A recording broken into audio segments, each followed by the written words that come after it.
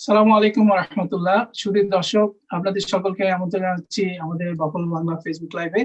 আমি আছি আপনাদের সাথে ফজলুল করিম, এবং আমাদের সাথে নিয়মিত করোনা ভাইরাস সম্বন্ধে আলোচনা করার জন্য আমাদের বিশেষ অতিথি ডাক্তার ফাহিম তাজওয়াল। সুধী দর্শক, আপনারা জানেন প্রতিনিয়ত আমরা আপনাদেরকে আপডেট দিয়ে থাকি করোনা ভাইরাস সম্বন্ধে। যদিও আমাদের লকডাউন খুলে যাওয়ার কথা মে 15-এ, গভর্নর অ্যান্ড্রু কুমো জুনের 13 তারিখ পর্যন্ত সেটা বর্ধিত করেছেন। আজকের বিষয় আমাদের যেটা আমরা কথা বলবো করোনা ভাইরাস নিয়ে, ঈদের আনন্দ এবং করোনা আতঙ্ক, এই বিষয়ে আমাদের ডাক্তার ফাহিম তাজওয়াল আমাদের সাথে আলোচনা করবেন। প্রথমে আমরা ডাক্তার ফাহিম তাজওয়ালের কাছে জানতে চাইবো আপনার কি মত এই বিষয়ে, ঈদের আনন্দ এবং করোনা ভাইরাস আতঙ্ক নিয়ে।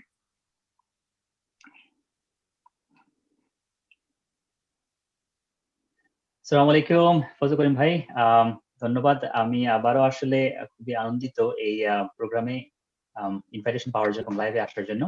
এগেইন আপনারা খুবই সুন্দর প্রোগ্রামগুলো করে যাচ্ছেন, বাফেলো বাসীদেরকে নিয়মিতভাবে আপডেট দিয়ে যাচ্ছেন। এটা সত্যি একটি প্রশংসনীয় একটি কাজ। আমি বাফেলো বাসীকে এবং যারাই এই লাইভের মধ্যে দেখতেছেন আপনাদেরকে শুভেচ্ছা এবং অভিনন্দন। আশা করি আজকের এই ডিসকাশন থেকে আপনারা উপকৃত হবেন। So get back to the আপনার করোনা ভাইরাস নিয়ে। আনফরচুনেটলি করোনা ভাইরাস আমাদের মধ্যে আছে এবং এটা এখনো যাচ্ছে না। আমরা যেটার কাহিনী শুরু হয়েছিল আপনার ডিসেম্বর অথবা নভেম্বরের দিক থেকে, এখন আপনার মে চলে আসলো এবং কিছুদিন পরে ঈদের আমাদের খুশি, ঈদের রোজার মাস পরে ঈদের যে খুশি নিয়ে আমরা আনন্দ করতে যাব, ওইখানে হয়তোবা করোনা ভাইরাসের একটা বিশাল একটা আপনার ছাপ থাকবে। তো এই ব্যাপারে আজকে আমরা আলোচনা করার চেষ্টা করব যে আমাদের এই ঈদের আনন্দের সময় কিভাবে এই করোনা ভাইরাসের এই যে আতঙ্ক থেকে আমরা কিভাবে নিজেদেরকে সেফ রাখতে পারি, এবং কিছু গাইডলাইন যেগুলা আমাদের আবার কিছু রিভিউ করা, কিছু নতুন ডিজিজ যেগুলো আসতেছে ওইগুলো নিয়ে কিছু কথা বলা, সেফটি এবং সচেতনতা নিয়ে আমরা আজকে আশা করবো ইনশাআল্লাহ আপনাদের কাছে কিছু ইনফরমেশন দিতে।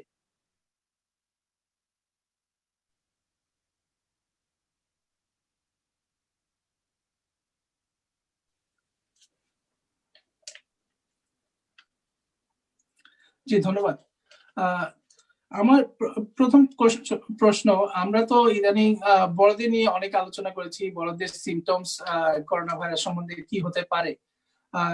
এবার আপনি যদি বলতেন আমাদেরকে জানাতেন যে বাচ্চাদের ক্ষেত্রে কিরকম সিমটম দেখা দিতে পারে করোনা ভাইরাস, এবং তাদের এজ কত লিমিটের ভিতরে থাকতে পারে হয়তো বা এই আতঙ্ক।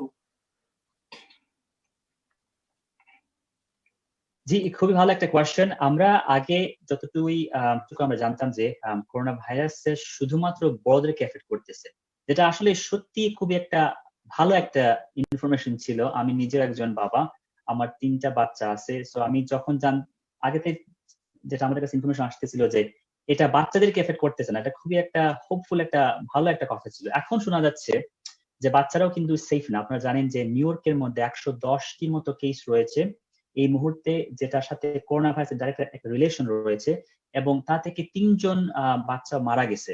তো এদেরকে এই ডিজিজটাকে বলা হচ্ছে যে paediatric multi system inflammatory syndrome. So PMIS, paediatric multi system inflammatory syndrome. এই মেইন জিনিসটা হচ্ছে কি যে বডির বিভিন্ন অঙ্গ, এটা বিভিন্ন সিস্টেমটি এই ভাইরাসে আক্রান্ত হচ্ছে। কিছু কিছু ক্ষেত্রে বাচ্চাদেরকে হার্ট ডিজিজের মতো সাংঘাতিক সমস্যা নিয়ে যাচ্ছে। এই ডিজিজের সাথে কাওয়াসাকি নামে একটা ডিজিজের একটা রিলেশন রয়েছে। সো কাওয়াসাকি ডিজিজটি আবার এটা এক্স্যাক্টলি কাওয়াসাকি ডিজিজ না, কারণ কাওয়াসাকি ডিজিজ যেটা আমরা জানি যেটা হয় সাধারণত 3 বছরের নিচে বাচ্চাদের ক্ষেত্রে, আর এটা হচ্ছে মেজরিটি ক্ষেত্রে আপনার 3 বছর উপর, 5 থেকে 15 বছর, ইভেন 20 বছরেরও একজন তরুণ আর উপর এই ডিজিজটি আপনার ইফেক্ট গেছে। সো আপনারা যদি খেয়াল করে দেখেন, এই ভাইরাসটি যখন আমাদের শরীরে যখন ব্লাডের সাথে চলে যায়, যেখানেই ACE2 রিসেপ্টর থাকে ওই জায়গাতেই কিন্তু ভাইরাসটি অ্যাটাক করতে পারে। সো আপনার এই ক্ষেত্রে হয়তোবা যে ঘটনাটি ঘটতেছে, ব্লাডের মধ্যে যাওয়ার পর ওই হার্টের মাসুল, যেটা আপনার বিগ যেগুলো আপনার ব্লাড ভেসেল, ওইখানের মধ্যে এই ভাইরাসটি অ্যাটাক করতেছে। আর এই যারা কিডসরা, ওরা হয়তোবা অনেক দিন ধরে এক্সপোজ হয়েছেন, সো ইনিশিয়ালি আমাদের কোনো সিমটম না, লাঙ্গের মধ্যে কোনো সিমটম না, কিন্তু ব্লাডের মধ্যে ঢোকার পর অন্যান্য অঙ্গ অথবা আপনার হার্টের মধ্যে যাওয়ার পর যে ডিজিজটি, এটাই আপনার এখন আমরা দেখতে পাচ্ছি। সত্যি একটা আমার ক্ষেত্রে খুবই একটা স্ক্যারি একটা নিউজ। তো সাইন এন্ড সিমটম গুলা সাধারণত দেখা যায় যে বাচ্চাদের জ্বর আসে, হাই ফিভার, যেটা আমরা জানি করোনা ভাইরাসের সাথে কানেক্টেড, এটা ওই বাচ্চাদের সাথে হয়। তারপর দেখা যায় যে বাচ্চারা বা আপনার কিডসরা ওরা একটু ইরিটেবল থাকে, আপনার লেথার্জিক স্লাগিশ চলতে থাকে, পেটের মধ্যে ব্যথা থাকে অথবা ডায়রিয়ার মতো হয় এবং সারা শরীরে র্যাশ বের হয়ে যায়। আর পরে দেখা যায় যে ওনারা হয়তো বা কার্ডিয়াক অ্যারেস্ট বা এই ধরনের জিনিস হচ্ছে। সো এগেইন এটা নিয়ে অনেক স্টাডি এখন চলতেছে, এটা কিভাবে প্রিভেন্ট করা যায়, কিভাবে আমাদেরকে সেফ রাখা যায়, এই জন্য অনেক স্টাডি চলতেছে এখন। সো এই মুহূর্তে আমাদের যেটা করতে হবে, আমাদের বাচ্চাদেরকে আমরা যেভাবে সেফ থাকতেছি এভাবে আমাদের বাচ্চাদেরকেও সেফ রাখতে হবে। মানে সোশ্যাল মিক্সিংটা যেন না হয়, যতটুকু কম সম্ভব 6 ফিট ডিস্টেন্স, ওদেরকে শেখানো হ্যান্ড হাইজিন, ঘন ঘন হাত দেওয়া, হ্যান্ড স্যানিটাইজ করা, ওরা যে জায়গাতে খেলে ওই জায়গাটা ক্লিন রাখা, এদিকে একটু ফোকাস রাখা।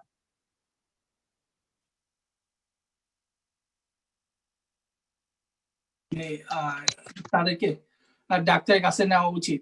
টেম্পারেচার 102, 103, 4 এর মধ্যে হলে কি সাথে সাথে কি ইমার্জেন্সিতে নেওয়া উচিত কিনা বাচ্চাদেরকে?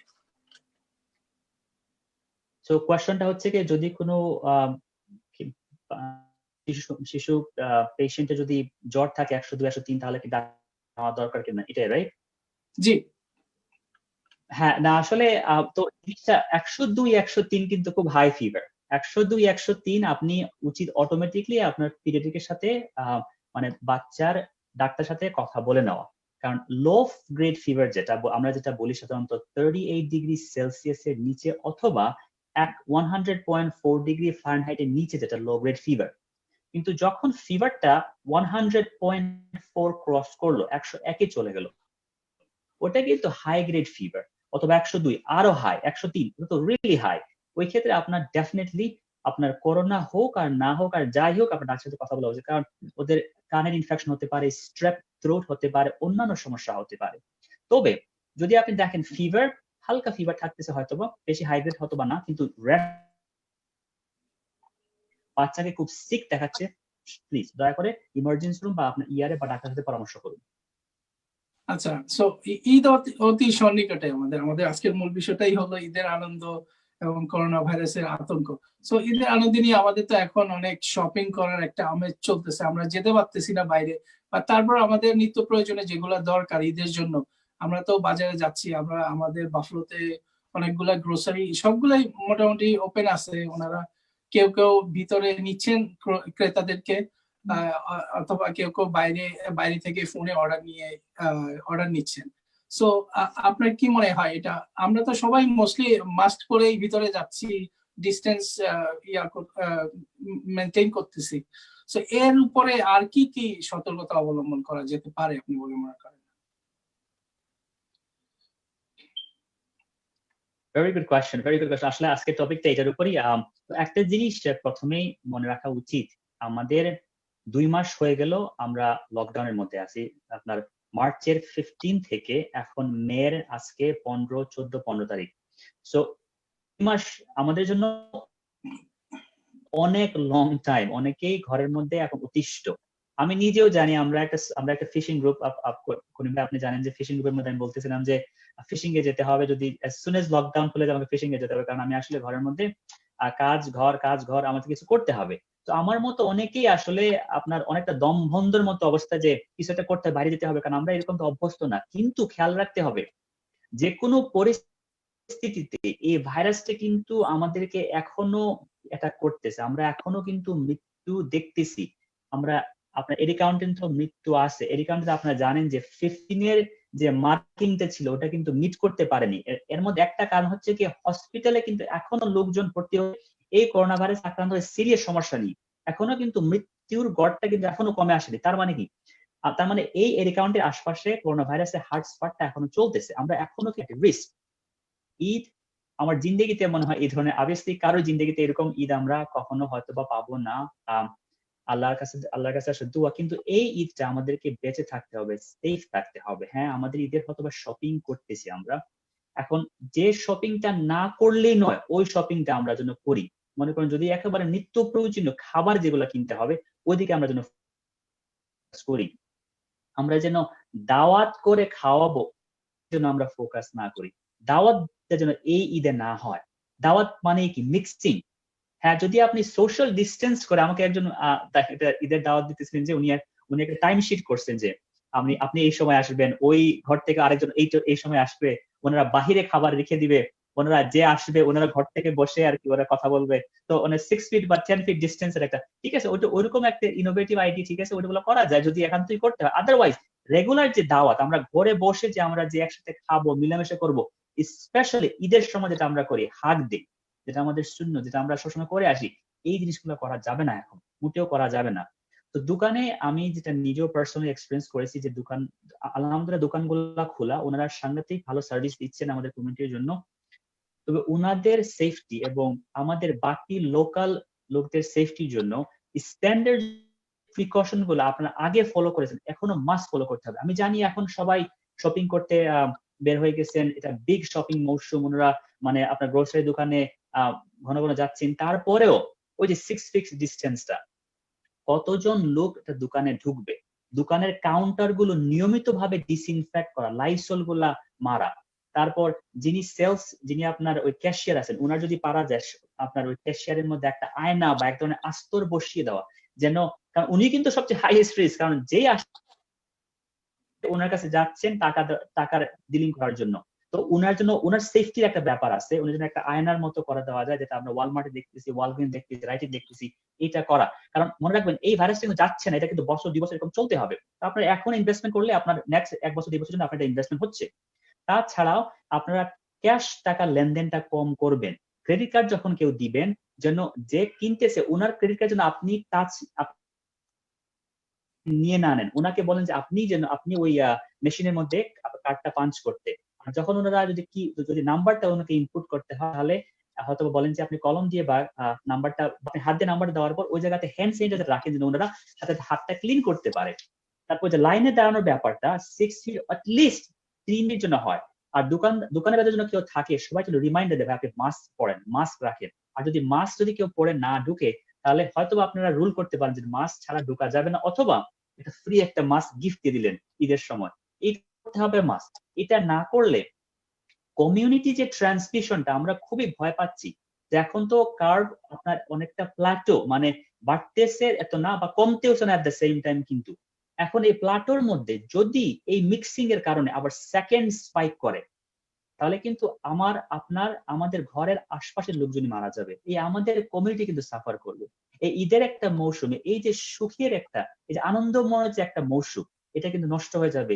কারণ এখন যে মিক্সিং হচ্ছে, এর থেকে 7 দিন 10 দিন বা 2 সপ্তাহ পর কিন্তু এই লোকেরাই কিন্তু ইনফেক্টেড হয়ে হাসপাতালে ভর্তি হবে, যেটা এক্স্যাক্টলি ঈদের অ্যারাউন্ড দ্য টাইম। তো আমাদেরকে এগুলো খেয়াল রাখতে হবে। ইনশাআল্লাহ আমরা সবাই আসি, আমরা যদিও কষ্ট হচ্ছে, কিন্তু আমরা এই কষ্টের মধ্যে রুলগুলা মেনে আমাদেরকে সেফ রাখি, সমাজকে সেফ রাখি। ধন্যবাদ জনাব ডাক্তার ফাহিম তাজওয়ার। সো এখন তো অলমোস্ট ব্যাকইয়ার্ডে সবাই ফুল গাছ, ফল গাছ, বিভিন্ন সবজির চাষ করার একটা মৌসুম চলে এসেছে। সো সেই ব্যাপারে আপনি ব্যাকইয়ার্ডে, আমরা অনেক শুনেছি যে ব্যাকইয়ার্ডে আমাদের মাটিগুলা তেমন সেফ না, লেড আছে, এরকম, এই ক্ষেত্রে আপনি কিরকম মতামত দিতে পারেন? Different topic, right? আচ্ছা, তো লেড নিয়ে যে কথাটা, এটার আসলে আপনি ব্যাকইয়ার্ডে, আমি আসলে বর্তমান পরিস্থিতির কারণে আমি বলবো যে আপনি ব্যাকইয়ার্ডে যান। তবে বাচ্চাদেরকে যদি নিয়ে যান তাহলে একটু খেয়াল রাখতে পারে কি মুখে দিতেছে, এটা একটা জিনিস। আর যদি আপনার আশপাশের যদি লেডের পরিমাণ বেশি হয়, কাউন্টি থেকে যদি কোনো ধরনের, আপনি যদি ম্যাটার অফ ফ্যাক্ট, আসলে আপনি কিন্তু জানতে পারবেন যে আপনার এলাকার মধ্যে বা ব্যাকইয়ার্ডের মধ্যে যদি কোনো ধরনের লেডের কোনো সন্দেহ থাকে, তাহলে আপনি এটা টেস্টিং করে ফেলতে পারেন। ওই টেস্টিং করে জানতে পারবেন যে লেডের পরিমাণটা কিরকম।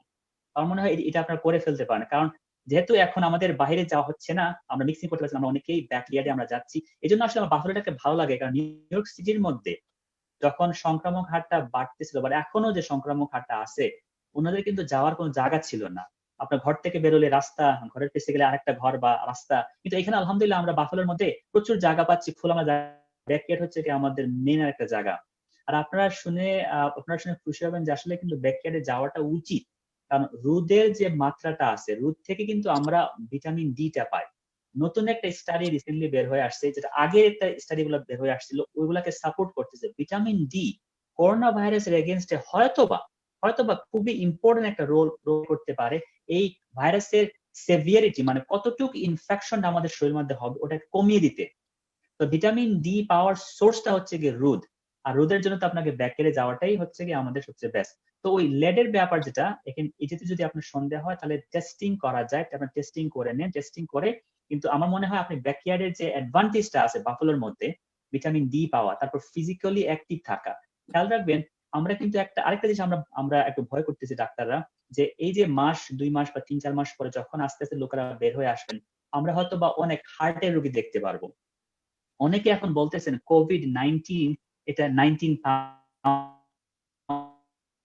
মানে 2 মাস ওরা 19 পাউন্ড ওনারা গেইন করছেন।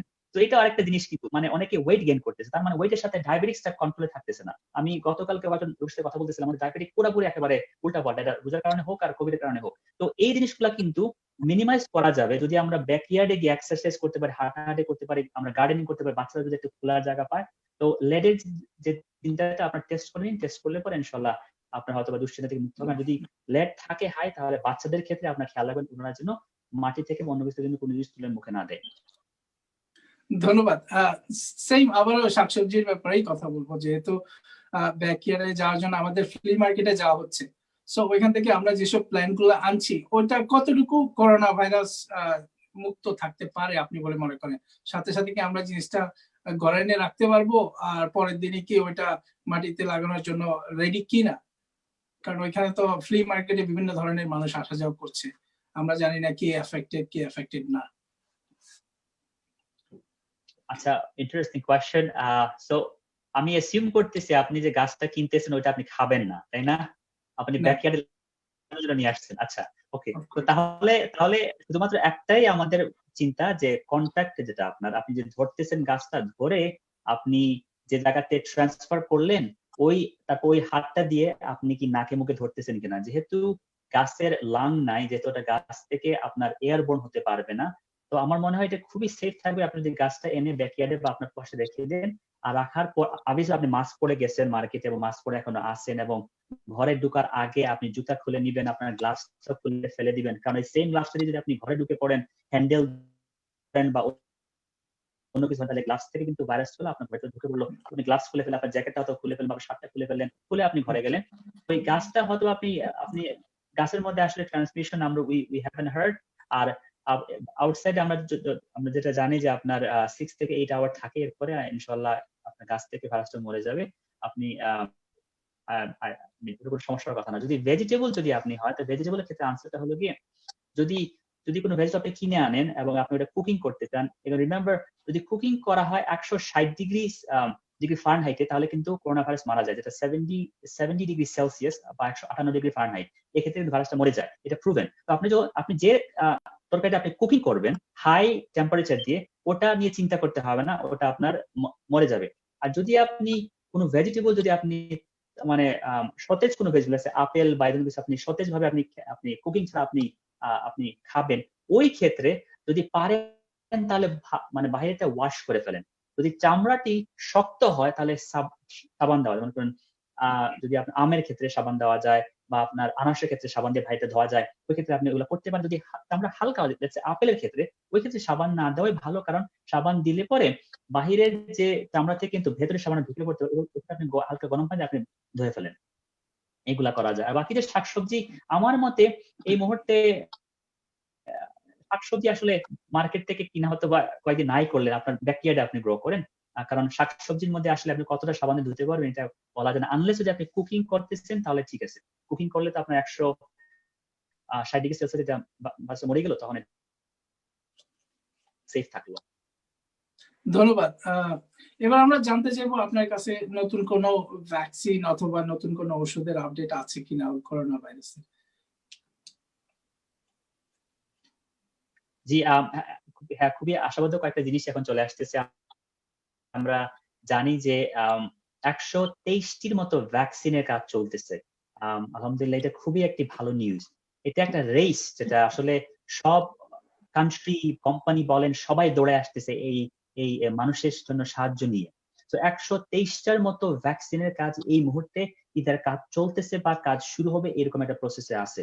তো আমি আগে একটা ভ্যাকসিন কথা বলেছিলাম, বা যারা আমার ইউটিউবের চ্যানেল, ইউটিউব বলতেছে, ফেসবুকে যারা দেখেন, আমি একটা ভিডিও বানিয়েছিলাম যে মডার্না ফার্মাসিউটিক্যালের mRNA 1270 যে ভ্যাকসিনটা, যেটা আপনার আমেরিকার NIH national institute of health যেটা আপনার স্পন্সর করতেছে, ওই ভ্যাকসিনটা আসার কথা সেপ্টেম্বরের শেষের দিকে, একটু অনেকটা আপনার হেলথ কেয়ার ওয়ার্কার জন্য আসতে পারে আর জনসাধারণের জন্য আসতে পারে আগামী বছর, এরকম একটা ধারণা দেওয়া হয়েছে। তবে আরেকটা ভ্যাকসিন আপনার ফাইজার যে আপনার ফার্মাসিউটিক্যাল কোম্পানি, মেগা আপনার ফার্মাসিউটিক্যাল কোম্পানি, ওরা জার্মানির একটা কোম্পানি বায়োনটেকের সাথে মিলে ওই সিমিলার mRNA এর মতো আরেকটা ভ্যাকসিন ওরা বানানোর কাজ শুরু করে, একটা 4টা প্রোটোটাইপ নিয়ে কাজ করতেছে। ওরা আশাবাদী যে সেপ্টেম্বর অক্টোবরের দিকে ওরা হয়তো বা মিলিয়নের মতো কপি আমাদের কাছে দিতে পারবে, যেটা আসলে সত্যি আশাবাদক কিছু নিউজ। তাছাড়া আপনি জানেন যে ইংল্যান্ডে এই মুহূর্তে কাজ চলতেছে অক্সফোর্ড ইউনিভার্সিটিতে সারা গিলবার্ট, যিনি লিড করতেছেন ওই রিসার্চের এবং ওই ভ্যাকসিন কোম্পানি বানানোর, ওনারাও আশাবাদী সেপ্টেম্বর দিকে হয়তো বা মিলিয়ন কপি ওনারা সাপ্লাই দিতে পারবে। ও অক্সফোর্ডের সাথে সাইমালটেনিয়াসলি কাজ করতেছে ইন্ডিয়ান সিরাম নামের আরেকটি ভ্যাকসিন বানানো কোম্পানি। তো যেটা ওরা করতেছে, মানে এই মুহূর্তে যদিও ভ্যাকসিনটা এখনো প্রুভেন না, কিন্তু এর মিলিয়ন কপি এখন বানানোর কাজ চলতেছে ইন্ডিয়াতে। আর যদি এই ভ্যাকসিনের কাজটি যদি প্রুফ হয়ে যায় ইংল্যান্ডে, তাহলে ওই মিলিয়ন কপি ওরা সাপ্লাই দিতে পারবে অন টাইমে। এই জন্য হয়তো আমরা সেপ্টেম্বরের দিকে আমরা কিছু আশাবাদী কিছু জিনিস দেখতে পারবো। তাছাড়াও আমরা আসলে এই রোগটি সম্বন্ধে আমরা আসলে তেমন কিছু জানতাম না আগে, টু বি অনেস্ট। যেটা আমরা এখন অনেক জানি এই রোগটি সম্বন্ধে। আমরা আগে মনে করতাম যে এটা শুধুমাত্র শ্বাসনালীর ভাইরাস, এখন জানতেছি আসলে এটা শ্বাসনালী থেকে অনেক বেশি সমস্যা করে। আগে আমরা মনে করতাম যে যদি কেউ শ্বাস নিতে না পারে তাহলে ওরা ইন্টুবেশন করে ফেলেন, ভেন্টিলেশনে ঢুকাই দেন, দ্যাটস ইট, আমরা ওনাকে বাঁচাই ফেললাম। এখন জানতেছি আমরা যে 90% লোক যারা ভেন্টিলেশনে যায় ওরা ফিরে আসে না। এর কারণ হচ্ছে গিয়ে যে আসলে এই রোগটা শুধুমাত্র শ্বাসনালীকে না, এটা বডির সব দিকেই এফেক্ট করে। এর মধ্যে একটা ডেঞ্জারাস একটা এফেক্ট হচ্ছে গিয়ে ব্লাড ক্লট, মানে রক্ত জমাট বেঁধে যায়। ভাইরাসটি যখন ব্লাডের মধ্যে যায়, লাং থেকে যখন ঢুকে পড়ে, তখন হার্টে যায়, আপনার ব্রেনের মধ্যে যায়, অন্যান্য জায়গায়, এবং ক্লট করে ফেলে, মানে রক্তকে জমাট বেঁধে ফেলে। আর ওই জমাট রক্তটা হার্টে রাখতেছে, ব্রেন স্ট্রোক করতেছে, কিডনি ফেল করতেছে, লিভার ফেল করতেছে, এগুলো হচ্ছে। তো আমরা এখন জানতে পারতেছি। তো জানার ফলে কি হচ্ছে, এখন যারাই হসপিটালে যাচ্ছেন, যদি করোনার সন্দেহ বা করোনা পজিটিভ হন, আগে সামান্য একটু ব্লাড কে হালকা করে ওষুধ দেওয়া হতো, এখন হাই ডোজ দেওয়া হচ্ছে, যেন ওই ব্লাড ক্লটটা না হয়। আগে যে এখানে লোকেদের অক্সিজেন একটু কমে গেলে ইন্টুবেট করা হতো, মানে মুখ দিয়ে আপনার পাইপ ঢুকাইয়া কৃত্রিম মানে আপনার মেশিনে ভেন্টিলেশন দেওয়া হতো, এখন এটা করা হচ্ছে না, এখন ওয়েট করা হচ্ছে। দেখা হচ্ছে যে ওনার কি সত্যি লাগবে নাকি ভেন্টিলেশনে, ওনাকে আরেকটু কি ওয়েট করা যায় কিনা না, কারণ দেখা গেছে ওয়েট করলে পরে অনেক লোকই কিন্তু ভালো হয়ে ফিরে আসতেছে। তো এই ইনফরমেশন কিন্তু খুব ভালো ইনফরমেশন। তো ইনশাআল্লাহ এগেইন আমাদের কাছে ইনফরমেশন আসতেছে, আমাদের কাছে ভ্যাকসিনেরও নিউজ আসতেছে। আমি সবসময় বলে আসতেছি আমাদেরকে ধৈর্য ধরতে হবে। এগেইন ব্যাক টু দা ওই ঈদের টপিকে, আমাদের ঈদের মৌসুম এখন রোজা শেষ হয়ে আসতেছে। আসুন আমরা সবাই মিলে দোয়া করি, আমাদের ঘরে যেরকম আমরা রুল গুলা মানতেছিলাম গত মাস, 1.5 মাস, 2 মাস, আমরা এই রুল গুলো এখন মেনে চলি। বাহিরে আউটসাইডে আমরা যেরকম সামাজিক মেলামেশা করতেছিলাম না, ওই মেলামেশা গুলো করে আমরা চলি। আমাদেরকে বাঁচতে হবে এখন আরো 5-6টি মাস, আরো হয়তোবা এই বছরের শেষ পর্যন্ত আমাদের কোনোভাবে বেঁচে থাকতে হবে। আর যেন বেঁচে থাকতে পারি, ইনশাআল্লাহ এই বছরের শেষের দিকে আমরা ভালো ভালো কিছু নিউজ আমরা পেয়ে যাব। ধন্যবাদ। আপনি তো অনেকগুলো সিমটমস এর কথাই বলছেন। আমি শুনেছি যে নিউ ইয়র্ক সিটিতে এমন কিছু রোগী আছে যে ওনাদের পায়ে বিভিন্ন ধরনের সিমটমস দেখা গেছে, যার কারণে ওনাদের পাও কাটতে হয়েছে। এরকম কোনো আপনার কি ধারণা এই সম্বন্ধে? হ্যাঁ, গুড কোয়েশ্চেন। নিক কর্ডোরা, যিনি আপনার ব্রডওয়ে স্টার ছিলেন, কেনেডিয়ান, যিনি এখানে নিউ ইয়র্ক সিটিতে most likely I believe Broadway show করতেন। তো উনার পায়ের মধ্যে ওই ব্লাড ক্লটটি ছিল। ওই যে আমি আগে বলছিলাম ব্লাড ক্লট হচ্ছে এখন, যেটা আমরা আগে জানতাম না, এখন জানতে পারতেছি। তো ওনার পায়ে ব্লাড ক্লটটি হওয়ার কারণে রক্ত চলাচল, মানে যেখানে ক্লটটা আটকে যায় ওর নিচের সব জায়গাগুলো আসলে মারা যায়। তো ওনার ক্লটটি গিয়ে পায়ের একটা জায়গায় আটকে যায়, তো ওইখান থেকে নিচের সব সেলগুলো মারা যায়, তো ওনার পাকে কেটে ফেলতে হয়েছে। তো এরকম কিছু আমরা দেখতেছি, এবং এটা ব্লাড এর কারণে হচ্ছিল। এখন ইনসিডেন্স মানে এখন ওই ঘটনাগুলো অনেক কমে আসতেছে, কারণ এখন যারাই কোভিড বা সাসপেক্টেড সাথে সাথে ওই যে ব্লাড থিনিং যে ওষুধটা দেওয়া হচ্ছে, যার ফলে এটাকে প্রিভেন্ট করা যাচ্ছে। তবে আরেকটা কিছু দেখা যাচ্ছে যে অনেকের তলা বা আঙ্গুলের আপনার ওগুলা লাল হয়ে যাচ্ছে যারা করোনা ভাইরাসের পজিটিভ। তো এক্ষেত্রে ওই ক্লটের একটা ইফেক্ট আছে। তো ওইটা অবশ্য আমরা এত ভীত না, কারণ এটা আসলে হালকা ধরনের একটি সিমটমস। এটা কোনো ডেঞ্জারাস কিছু না। অনেক সময় আমরা বলতেছি আপনি হাইড্রোকোরটিন হালকা দিয়ে দিন, যদি বেশি জলাফেরা করে তাহলে কোনো সমস্যা হওয়ার কথা না। তো এগুলা ইনশাআল্লাহ আলহামদুলিল্লাহ এত সিরিয়াস কিছু না। ধন্যবাদ। আমরা আবার ঈদের শপিং এ ফিরে যাব। যেমন আমাদের ঘরের গৃহিণীরা, আমাদের আপুরা বোনেরা, ওনারা শপিং মলে যেতে পারছেন না, বাট অনলাইন শপিংটা চালু আছে ঠিকই। যেমন জামা কাপড়, বিভিন্ন পাঞ্জাবি, ওনাদের জামা, এগুলো অর্ডার দিচ্ছে, আসছে বাসায়। সো বাসায় আসার পরে সাথে সাথে ওগুলা ট্রাই করা কতটুকু সেফ বলে আপনি মনে করেন? সেফ কারণ আমরা জানি যে প্লাস্টিকের মধ্যে ভাইরাসটি বাঁচে আপনার 3 দিনের মতো, 2 থেকে 3 দিন, 48 থেকে 72 আওয়ার। তো যেহেতু প্লাস্টিক র‍্যাপ নিয়ে আসতেছে, তাহলে মোস্ট লাইকলি আপনার কাপড়ের প্লাস্টিক র‍্যাপে আসতেছে, প্লাস্টিক র‍্যাপের মধ্যে ঠিক আছে, কাপড়ের মধ্যে 6 থেকে 8 ঘন্টা, এতদিন বাঁচে না। আর যদি কোনো কার্ডবোর্ডের প্যাকেজ, লেটস সে আমাজনের প্যাকেজে আপনার আসলো 24 ঘন্টা। সো আপনার এইটা কিন্তু ট্রানজিটের মধ্যেই শেষ হয়ে যায়। তো আমার মনে হয় না আপনাকে চিন্তা করতে হবে। তো একটি হয়তো জিনিস চিন্তা করতে হবে যে কার্ডবোর্ডটি যে মেলম্যান হ্যান্ডেল করলো বা যে ডেলিভারি সিস্টেমে আসলো, ওই কার্ডবোর্ডটাকে আপনি কতটুকু সেফ কিনা না। তো এই ক্ষেত্রে যেটা করতে পারেন, আপনি কার্ডবোর্ডটা একজন নিয়ে আসতে, মানে ওই বাক্সটা প্যাকেজটা আপনি একজন নিয়ে আসলেন, ওইটা মানে উনি হাতটা ভালো মতো মানে আপনার ওই ক্লিন করে উনি মানে বক্স থেকে মালটা বের করে বক্সটা ফেলে দিলেন বা বক্সটা অন্য জায়গায় রেখে দিলেন, অথবা আপনি মানে বাক্স খুলে আপনি রেখে দিন কোন জায়গাতে 1 দিন বা 2 দিন, তারপর আপনি খুলতে পারেন, সমস্যা হওয়ার কথা না। একটা জিনিস আমি আপনাদেরকে একটু রিকোয়েস্ট আপনাদের কাছে, যদি আপনার ক্ষমতা থাকে এই ঈদে মানে শপিং করার, শাড়ি বা কাপড় কিনার, একটু খেয়াল রাখবেন। আমাদের কিন্তু বাংলাদেশ বলেন, অন্যান্য জায়গাতে বলেন, অনেক লোকই কিন্তু না খেয়ে মরতেছে। দুর্ভিক্ষের দিকে কিন্তু যাচ্ছে অনেক জায়গায়, অনেক দেশ, শুধু বাংলাদেশ না, অনেক দেশই এখন দুর্ভিক্ষের দিকে যাচ্ছে। যদি আপনার ক্ষমতা থাকে আপনার শাড়ি কিনার, কাপড় কিনার, জুতা কিনার, যাই কিনার, ওই টাকাটা এই মুহূর্তে সেভ করে অন্য একজনকে দিয়ে দিন, সাহায্য করুন। তাহলে এতে হবে কি, আপনারও মনটা খুশি হয়ে যাবে, সাথে সাথে আপনার অন্যরাও আপনার বেঁচে খেয়ে বাঁচলো। এটা যদি একটু কনসিডার করতে পারেন, আমার রিকোয়েস্ট আপনার সবার কাছে যারা শুনতেছেন, যদি এটা করা যায় তাহলে খুবই ভালো হয়। কারণ এই করোনা ভাইরাস যেহেতু যাচ্ছে না, আমাদের মাঝে থাকতেছে, এই দুর্ভিক্ষর দিকে কিন্তু অনেক জায়গাতে কিন্তু অনেক দেশে কিন্তু যাবে, অনেক লোক মারা যাবে না খেয়ে। অতি সুন্দর উত্তর আমরা পেলাম আপনার কাছ থেকে। অবশ্যই আমাদের সবার উচিত এই ঈদে কিছু শপিং কম করে হলেও যে যার এলাকাতে যে যাকে চিনি খুবই খারাপ অবস্থা আছে বাংলাদেশে, তাদেরকে সাহায্য করা আমাদের অত্যন্ত কর্তব্য আমি বলে মনে করি। আর ছোট্ট সামান্য কথায় আপনি যদি আমাদের ঈদ সম্বন্ধে, যেমন আমাদের হয়তোবা এখন টেন্ডেন্সি থাকতে পারে, অনেকে মনে করতে পারে যে প্রেশার দিতে পারে ইমামদেরকে যে অনেকদিন তো হয়ে গেল, হয়তোবা প্রকোপ ম্যাট্রিকটাও কমে গেছে, ঈদের নামাজটা পড়ানো দরকার, আমরা ডিস্টেন্স মেনে চলবো। আপনি এই সম্বন্ধে কি বলতে চান? Tough question. আমি আসলে আনসারটা রেখে দিব আমাদের উপর, মসজিদ কমিটির যারা দায়িত্বে। আমার দৃঢ় বিশ্বাস, আমি অনেস্টলি বিশ্বাস করি মসজিদ কমিটি এবং ইমামরা রাইট ডিসিশন নিবেন।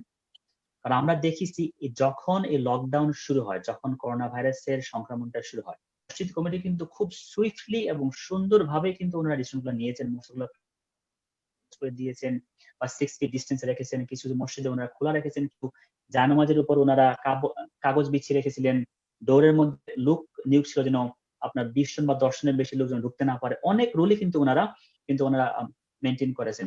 তো এই ক্ষেত্রে আমরা যদি ঈদের নামাজ যদি কেউ করতে চান, তাহলে এই ধরনের ভাবনা নিয়ে যেন আমরা যেন আপনার অ্যাডভান্স হই। তো যেটা ঈদের নামাজটা ফরজ, ওয়াজিব, এই ক্ষেত্রে চিন্তা ভাবনা করে আগেন মিক্সিং এর কারণে যদি আবার ভাইরাসটি যদি ছড়িয়ে যায়, ওদিকে একটু চিন্তা করে সব জিনিসটা একটু অ্যাঙ্গেলে চিন্তা করে আমার মনে হয় ওনারা ভালো ডিসিশন নেবেন। ধন্যবাদ জনাব ডাক্তার ফাহিম তাজওয়ার। শুধু দর্শক, আজকে আমাদের এই পর্যন্তই। আমরা আবার আসবো আগামী সপ্তাহে অন্য কোনো বিষয় নিয়ে আপনাদের সাথে করোনা ভাইরাসের নিয়ে কথা বলার জন্য। আসসালামু আলাইকুম ওয়া রাহমাতুল্লাহি ওয়া বারাকাতুহু।